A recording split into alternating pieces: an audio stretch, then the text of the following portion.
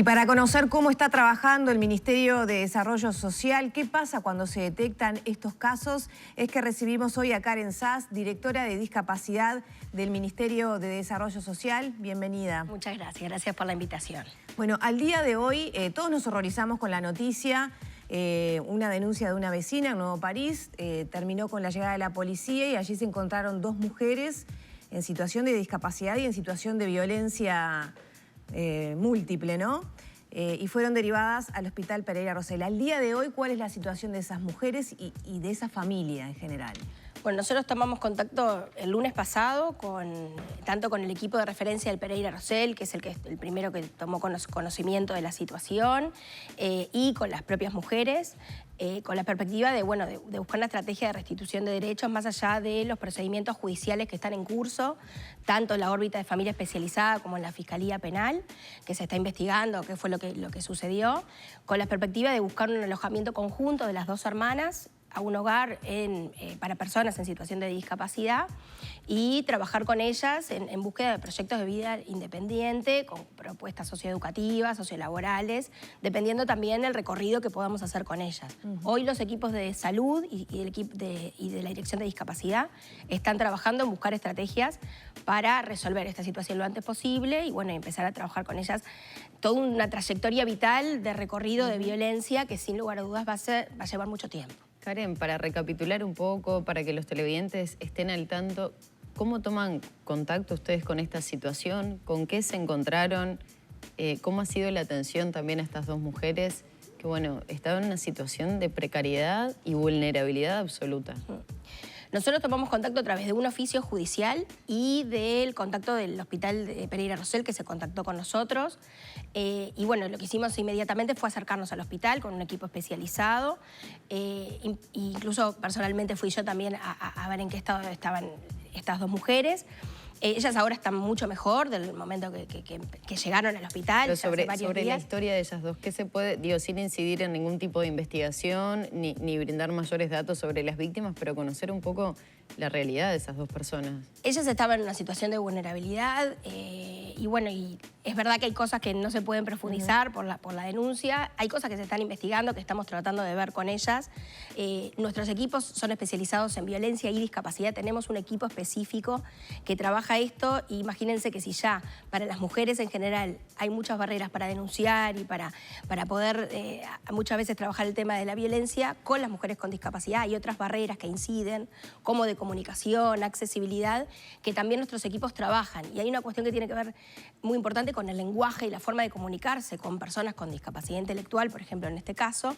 Y lo que estamos haciendo es eso, buscar una estrategia para intervenir, para conocer ese recorrido, de acercamiento también de ellas, que también lograr un vínculo de confianza, ¿no? Porque eso es muy importante en esto para conocer la trayectoria, qué es lo que pasó y cómo podemos mirar para adelante y obviamente mejorar su calidad de vida y buscar un proyecto de vida para cada una de ellas. Estamos hablando de mujeres en situación de discapacidad porque, traen esa condición de nacimiento o porque esa crianza que aparentemente y porque lo que trascendió en medios de comunicación, fue de una vida probablemente de encierro, con muy mala alimentación, en muy malas condiciones de todo tipo. No sé si alguna vez pudieron ir a la escuela o recibir educación. Se hablaba también de que ni siquiera estaban acostumbradas al uso de cubiertos para alimentarse.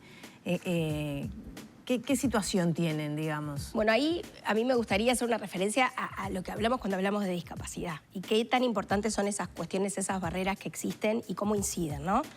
La propia normativa internacional vigente plantea que la discapacidad se compone de dos cosas. Es una interacción entre una limitación que tiene la persona y todas las barreras actitudinales del entorno, que esa interacción es lo que impide la inclusión en la sociedad. Todo esto que estamos haciendo mención son las barreras. Nosotros, del Ministerio de Desarrollo Social, desde la Dirección de Discapacidad, trabajamos en la disminución de esas barreras. Estos componentes de vulnerabilidad, el no acceso, por supuesto que inciden, y cuando hay una limitación y se interactúan, es donde surge la discapacidad. Por supuesto que esa trayectoria vital de no poder acceder a la educación, no poder acceder a la salud, no tener condiciones de vida digna, inciden. Y hay cosas que tenemos que trabajar a ver si hay cuestiones que tienen que ver más con lo emocional y con la situación de violencia o con la propia discapacidad intelectual. Eso es lo que nuestros equipos van a trabajar y van a trabajar con todos los organismos del Estado vinculados a esto, ¿no? La educación, la salud, etc. Claro, tú mencionabas proyecto de vida. ¿Es posible que una persona que fue vulnerada toda su vida, que fue criada prácticamente como un animal, pueda tener un proyecto de vida? Digamos, ¿puede tener un revés esta situación a la que llegan personas que no eligieron eso tampoco? Y bueno, es lo que trabajamos y sí, es lo que nuestros equipos trabajan de forma muy comprometida para lograr esos cambios. Por supuesto que hay cosas que quedan y hay marcas que quedan durante toda la vida, pero sin duda se pueden generar proyectos cuando hay articulaciones y proyectos que realmente apunten a la calidad de vida de las personas con discapacidad, con enfoque de derechos, con perspectiva también de ciclo de vida y de generaciones, porque no es lo mismo tener 10 años que 20 años, que 30 años, y esto es importante porque tiene que ver también con la visión de la discapacidad asociada a veces a son como niños, son todos niños, ¿no? Y no, bueno, estas son mujeres que tienen 25, 35 años, tienen una trayectoria también que tiene que ver con su propia condiciones de vida y su ciclo de vida, que nosotros también la queremos respetar y que también del Ministerio estamos trabajando en muchos proyectos que van desde ese lugar. Desde hace poco, bueno, el año pasado se firmó un convenio con INAU, que los hogares de población adulta que estaban en la órbita de INAU pasen a nuestra dirección justamente para ir de esta línea. Hay muchas cosas que hay que trabajar y también la concepción de ciertas cuestiones que tienen que ver con la discapacidad son claves. En las barreras actitudinales que hay asociadas a la discapacidad son las barreras más importantes y ahí tenemos para hacer un trabajo toda la sociedad, ¿no? Y lo importante también que se animen a denunciar. Esto de, ¿no? Esta señora, esta vecina que pudo denunciar, acercarse a los dispositivos de denuncia que existen para todas las mujeres, también para las personas con discapacidad. Nuestros equipos trabajan con todos los equipos de mujeres, de Fiscalía, del Ministerio del Interior y acompañan los procesos de estos equipos en lo específico de la discapacidad. Karen, pensando en que recién lo mencionaba, son mujeres entre 25, 35 años, situaciones que no deben ser de ahora, sino que se estima que tienen larga data, seguramente de toda su vida. ¿Por qué el Estado demoró tanto en llegar allí? ¿Tuvo que esperar a que una vecina denunciara esa situación para poder acceder a esa realidad y poder ayudar a estas dos personas? Seguramente esto también será parte de la investigación. Lo que sí podemos decir nosotros que en el año 2020 nosotros habíamos recibido la situación, por distintas formas recibimos situaciones complejas, sea por denuncias, a veces hasta denuncias anónimas.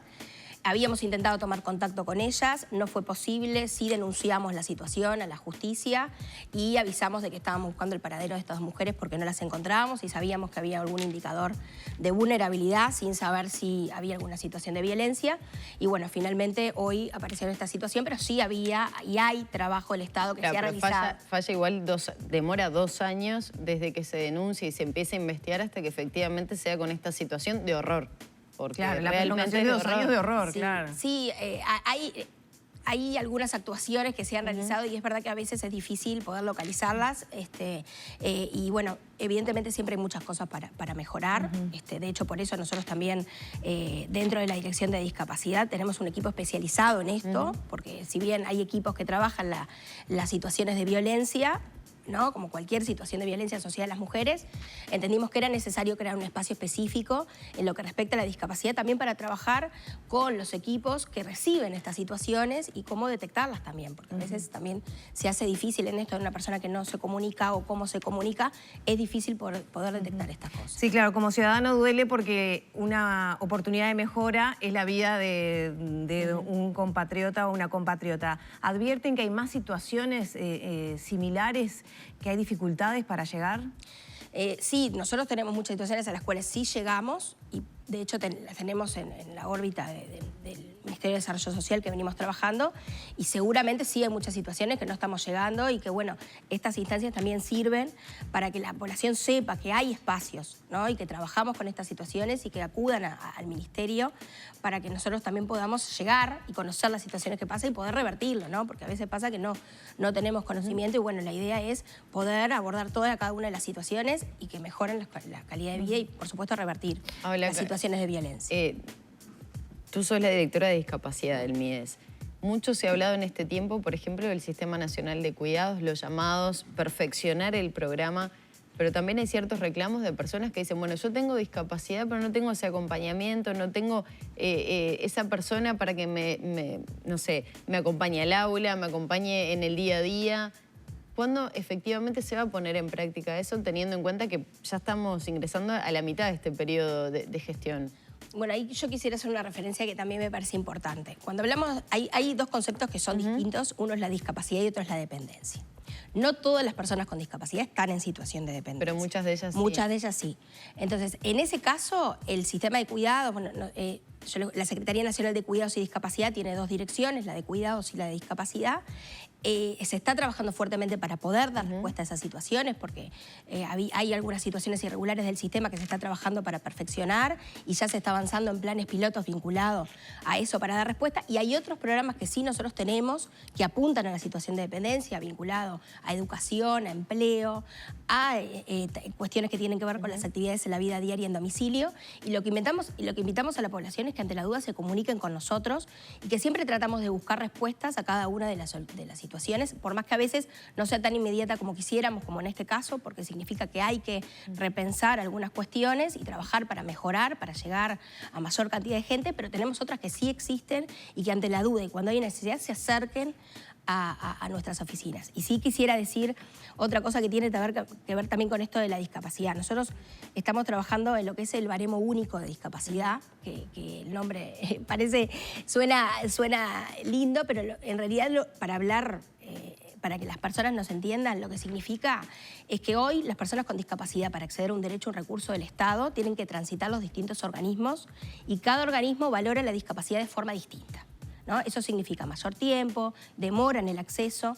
Lo que nosotros estamos trabajando con el BPS, con el Ministerio de Salud Pública, el MIDES y la cooperación internacional junto con la sociedad civil, en crear un instrumento único de medición que permita facilitar el acceso y los recursos que tiene el Estado. Eso para nosotros es un hito, es una reivindicación histórica de las personas con discapacidad y además también está por ley y realmente lo que nosotros queremos es llevar acciones, todo lo que está por ley, plasmarlo y que llegue a la gente. Y esto es un instrumento que va a permitir facilitar muchísimo el recorrido y el acceso a los derechos vinculados a los recursos que tiene el Estado. Y aprovecho, pensando un poco lo que tú mencionabas, ¿qué valoración se hace desde el MIDES, desde la Dirección de Discapacidad, de la aplicación de la ley de acceso laboral para personas con discapacidad, que los colectivos insisten en que no se está aplicando, no se cumplen con los cupos?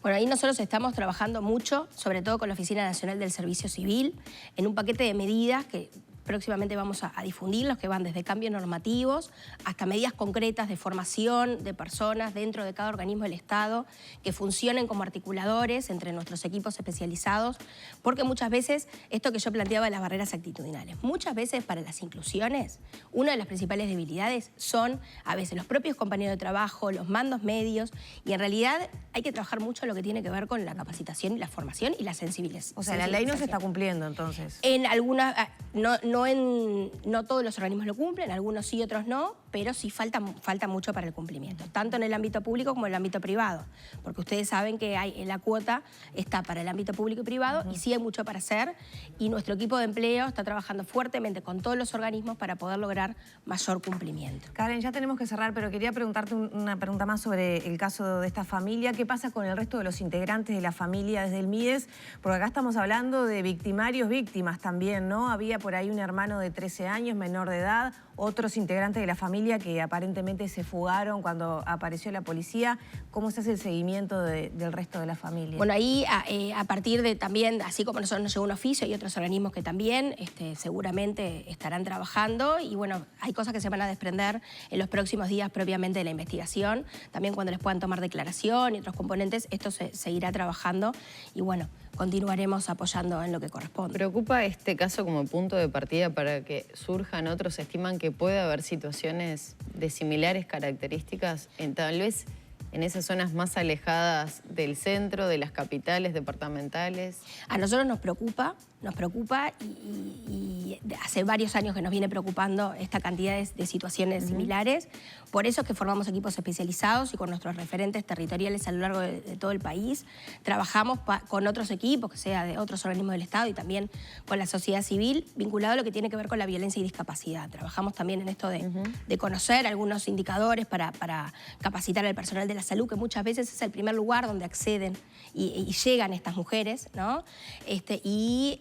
Nos preocupa hace mucho tiempo, no es un punto de partida, trabajamos fuertemente, obviamente queremos No, que estas el situaciones... punto de partida es porque capaz que a partir de este caso que se dio a conocer públicamente, ¿pueden empezar a surgir otras denuncias? ¿Han recibido otras de similares características en esta semana? No, en esta semana puntualmente no, pero sí puede ser que a partir de esto y que haya tomado todo este conocimiento y que también se ha dado este lugar desde la prensa, aparezcan otras situaciones y bueno, nosotros estamos preparados para recibir y poder trabajar cada una de las situaciones y que bueno, invitamos también, no solamente si hay mujeres que están siendo víctimas de violencia, que se acerquen a los dispositivos o a los vecinos, como lo hizo esta señora, o otros equipos de trabajo que sepan que hay un equipo que está trabajando este tema y que bueno, que la idea es poder llegar a...